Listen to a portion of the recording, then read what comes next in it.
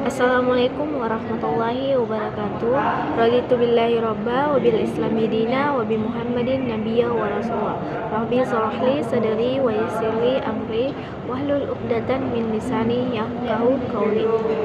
Saya sebagai moderator akan memperkenalkan diri saya dan anggota kelompok saya.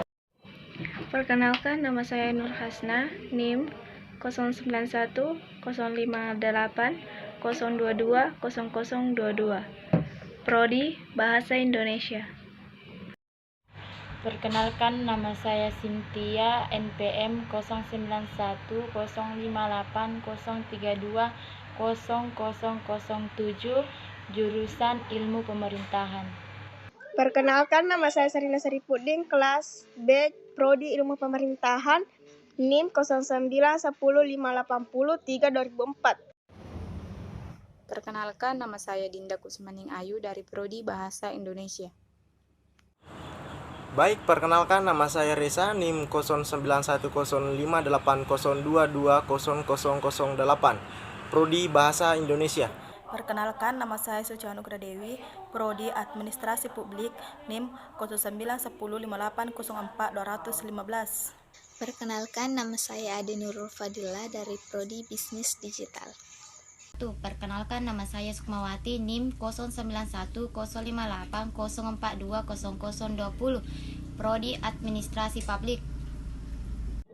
Nah, itulah tadi perkenalan singkat dari kelompok 2. Ada tugas yang diberikan kepada kelompok kami, yaitu Pancasila dalam konteks sejarah perjuangan bangsa Indonesia.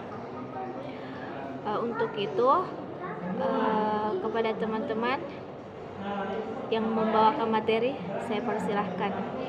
Baik, sejarah Pancasila pada masa sebelum kemerdekaan.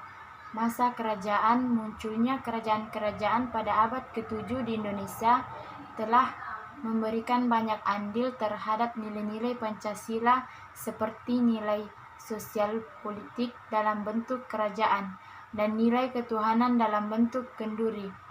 Menurut Muhammad Yamin, negara kebangsaan Indonesia terbentuk melalui 3 tahap. Pertama, Zaman Sriwijaya atau bercirikan kedatukan. Kedua, Zaman Majapahit atau bercirikan keprabuhan. Ketiga, Zaman Indonesia atau Zaman kebangsaan modern. Kerajaan Sriwijaya mengembangkan bidang pendidikan, terbukti dengan didirikannya semacam universitas agama Buddha yang sangat terkenal di Asia. Pada masa kejayaan Majapahit, hidup dan berkembang 2 agama yaitu Hindu dan Buddha. Pada masa itu pula hidup Empu Prapanca dan Pup Tantular yang pada kitab karangan mereka ditemukan istilah Pancasila dan Bhinneka Tunggal Ika. Keberadaan Candi Borobudur sebagai wujud keberadaan masyarakat Buddha serta Candi Prambanan milik masyarakat Hindu. Masa penjajahan. Pada masa penjajahan tercatat bahwa Belanda berusaha dengan keras untuk memperkuat dan mengintensifkan kekuasaannya di seluruh Indonesia. Bangsa Belanda, Portugis, dan Spanyol juga datang dengan tujuan mencapai rempah-rempah. Melihat hal tersebut, muncullah perlawanan. Pada hakikatnya, perlawanan secara fisik terhadap Belanda terjadi secara sendiri-sendiri di setiap daerah Indonesia. Seperti di Maluku pada tahun 1817, Imam Bonjol pada tahun 1821 sampai dengan 1837, Pangeran Diponegoro, dan masih banyak lagi lainnya. Dorongan akan cinta tanah air menimbulkan semangat untuk melawan penindasan Belanda. Namun sekali lagi karena tidak adanya kesatuan dan persatuan di antara mereka dalam melawan penjajah, maka perlawanan tersebut senantiasa kandas dan menimbulkan banyak korban. Masa Kebangkitan Nasional. Atas dasar kesadaran bangsa Indonesia, maka berdirilah Budi Utomo yang dipelopori oleh Dr. Wahidin Sudirohusodo. Gerakan ini merupakan gerakan awal kemerdekaan. Lalu mulailah bermunculan Indis Partij dan sebagainya. Sejak saat itu, perjuangan nasional Indonesia mempunyai tujuan yang jelas, yaitu Indonesia ingin merdeka.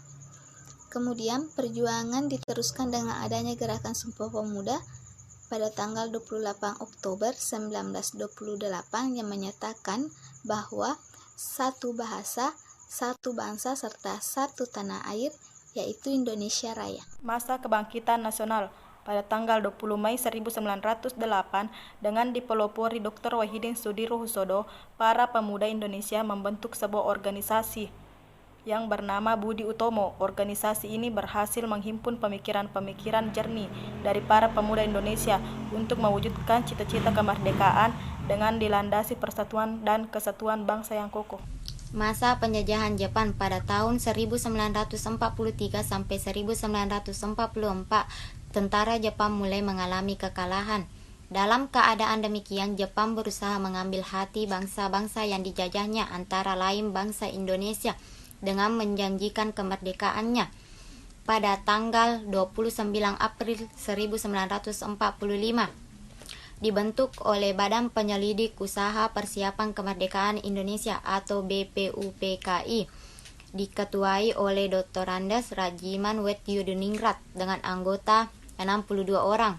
Tugas BPUPKI adalah mempelajari hal-hal yang diperlukan untuk menyelenggarakan suatu negara yang merdeka. Nah, itulah tadi presentasi dari kelompok kami. Lebih kurangnya mohon dimaafkan. Wabillahi bisabil haq, fastabiqul khairat. Wassalamualaikum warahmatullahi wabarakatuh.